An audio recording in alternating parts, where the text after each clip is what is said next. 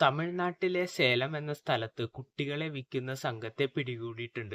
തമിഴ്നാട് സേലം സ്വദേശി മോഹൻരാജിന്റെ നേതൃത്വത്തിലുള്ള മനുഷ്യക്കടത്ത് സംഘത്തെയാണ് പോലീസ് പിടികൂടിയത്. ഇവർ 3 വർഷത്തിനിടെ 30 കുട്ടികളോളം കടത്തിക്കൊണ്ടുപോയിട്ടുണ്ട്. ഇവർ സാമ്പത്തികമായി ബുദ്ധിമുട്ട് അനുഭവിക്കുന്ന മാതാപിതാക്കളെ ചൂഷണം ചെയ്തായിരുന്നു കുട്ടികളെ തട്ടിയെടുത്തുകൊണ്ടിരുന്നത്. പണം ഇടപാടുമായി ബന്ധപ്പെട്ട ചില തർക്കത്തെ തുടർന്നായിരുന്നു പോലീസ് ഇയാളെ പിടികൂടിയത്. തുടർന്ന് ഇയാളുടെ മൊബൈൽ ഫോൺ പരിശോധിച്ചപ്പോൾ അതിൽ നിരവധി കുഞ്ഞു കുട്ടികളുടെ ചിത്രങ്ങൾ ഉണ്ടായിരുന്നു. അതിനെപ്പറ്റി ചോദിച്ചപ്പോൾ തൃപ്തികരമായ മറുപടിയായിരുന്നില്ല അവർ നൽകിയിരുന്നത്. തുടർന്നായിരുന്നു ഈ മനുഷ്യക്കടത്ത് സംഘത്തെപ്പറ്റി പോലീസ് അറിയുന്നത്. പോലീസിന് മോഹൻരാജിൽ നിന്ന് ലഭിച്ച വിവരത്തെ തുടർന്നായിരുന്നു ജനാർദ്ദൻ എന്ന മനുഷ്യക്കടത്ത് സംഘത്തിന്റെ അടുത്ത് പോലീസ് എത്തുന്നത്. ഇവർ കുട്ടികളെ വേണമെന്ന വ്യാജേനയാണ് എത്തുന്നത്.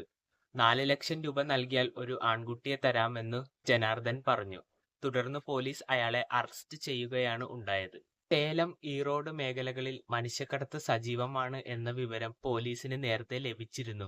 കഴിഞ്ഞ ദിവസം മോഹൻദാസ് എന്ന വ്യക്തി ഈ മേഖലയിൽ നിന്ന് ഒരു കുട്ടിയെ കടത്തി വിറ്റിട്ടുണ്ട്. അതിൽ അദ്ദേഹത്തിന്റെ ഭാര്യ നാഗസുധയ്ക്കും വളരെ വലിയ പങ്കുണ്ട്. പിന്നെ അവരുടെ കൂട്ടാളികളായ പർവീൻ, ശ്രീദേവി എന്നിവരെയും പോലീസ് അറസ്റ്റ് ചെയ്തിട്ടുണ്ട്. തമിഴ്നാട്ടിൽ കുട്ടികളില്ലാതെ പ്രയാസം അനുഭവിക്കുന്നവർക്കായിരുന്നു ഇവർ പാവങ്ങളുടെ കുട്ടികളെ വൻ വിലയ്ക്ക് നിയമവിരുദ്ധമായി വിറ്റിരുന്നത്.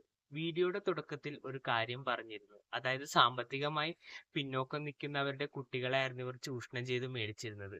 എന്തൊക്കെ പ്രയാസം ഉണ്ടെങ്കിലും നമ്മൾ ഒരിക്കലും കുട്ടികളെ വിറ്റ് ജീവിക്കാൻ ആഗ്രഹിക്കില്ല. നമ്മുടെയൊക്കെ പാരൻസ് ആണെങ്കിൽ അവർക്ക് എന്ത് ബുദ്ധിമുട്ടും കഷ്ടപ്പാടും ഉണ്ടായിരുന്നാലും കുട്ടികൾ വളരെ സന്തോഷത്തോടെയും സ്നേഹത്തോടെയും ജീവിക്കണമെന്ന് ആഗ്രഹിക്കുന്നവരാണ്.